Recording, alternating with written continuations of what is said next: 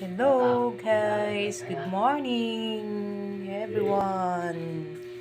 So, ayan po ang aking bagong recipe. Tortang gulay. Tortang gulay. Nagluto po ako ngayon ng tortang gulay. Nag-embento lang po ako ng ulam ngayon sa mga walang budget. Katulad ko po. Ito po ay kayang-kaya nating bilhin ang gulay kasi po ay mura lang naman po ang togi.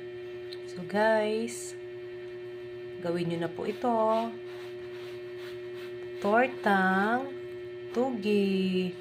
Masarap po ito guys, lalo may sausawan na sili, suka na may sili guys. Yun po ay masarap talaga ito. Crispy siya guys. Yan, bili na kayo ng gulay at gawin nyo na po ang ganitong luto.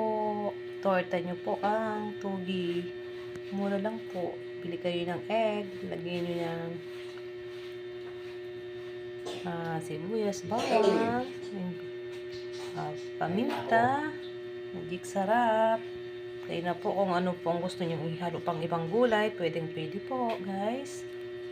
So, sa murang halaga, may ulam ka na, masarap, masustansya pa.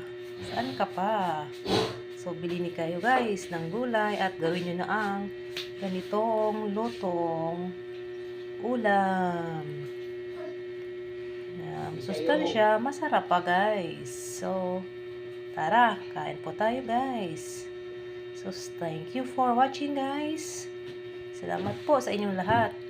Sa mga nanonood, thank you very much. Bye. Hanggang dyan lang muna. Bye. Thank you so much.